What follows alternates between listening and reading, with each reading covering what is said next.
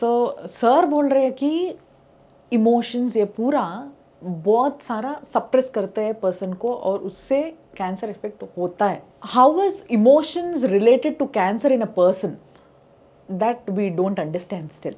हर छोटी बड़ी बीमारी हमारे इमोशन से कनेक्टेड है. हमारे यहाँ होम्योपैथी में कहा जाता है कि बीमारी साइकोसोमेटिक होती है. पहले हमारा साइकिक अफेक्ट होता है और साइकिक जिस इमोशन से अफेक्ट होता है वैसे ही न्यूरोट्रांसमीटर हमारी बॉडी में सीक्रेट होते हैं और उसके हिसाब से हम वैसा एक्ट करते हैं. तो बेसिकली हर बीमारी, कैंसर ले लीजिए, डायबिटीज़ ले लीजिए, पीसीओडी ले लीजिए, और कैंसर में भी जगह जगह का जो कैंसर है ना, किसी को थ्रोट का कैंसर है, किसी को जीआईटी का कैंसर है, किसी को रेक्टल कैंसर है, किसी को कोलन कैंसर है, किसी को ब्रेस्ट कैंसर है.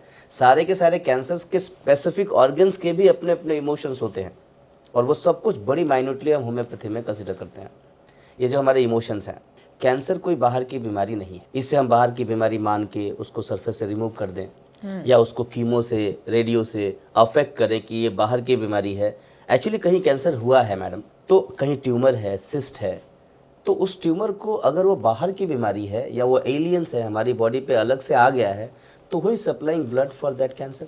आपका हार्ट, हमारा लंग्स ऑक्सीजन दे रहा है, हमारा हार्ट ब्लड दे रहा है, हमारा ब्रेन मैसेज दे रहा है, तो कैसे वो बाहर की बीमारी हो गई और कैसे उसे कीमोथेरेपी, रेडियोथेरेपी या टारगेटेड थेरेपी या सर्जरी से रिमूव करके उसको कैसे हम ये मान लें कि ठीक हो गया. ये तो वही बात होगी ना कि घर में कूड़ा भरा भरा पड़ा है, हमने स्प्रे लगा दिया और जैसे स्मेल आई दोबारा डबल स्प्रे कर दिया. फिर क्या होगा, वो धीरे धीरे धीरे धीरे पूरे रूम को इन्फेक्शियस कर देगा और यही आज होता है. और इसे हम ट्रीटमेंट मानते हैं क्योंकि बहुत यही बताया ही गया है, किसी को नहीं पता है कि इसका भी एक होलिस्टिक अप्रोच है.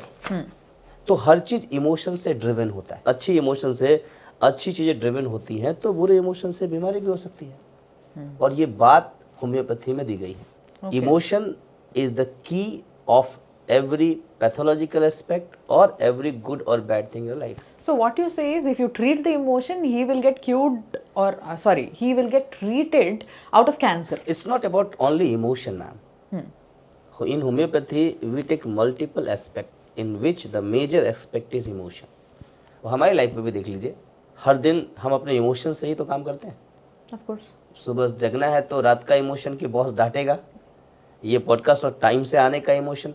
तो इमोशन मेजर रोल प्ले करता है, लेकिन उसके साथ बहुत सी चीज़ें होती है. हमारा लाइफस्टाइल होता है, हमारा इन्वायरमेंट होता है, हमारी डाइट होती है, जो हमारा प्रेशर होता है, ये सब कुछ कलेक्टिवली हम कंसिडर करते हैं किसी भी मेजरली कैंसर के पेशेंट में.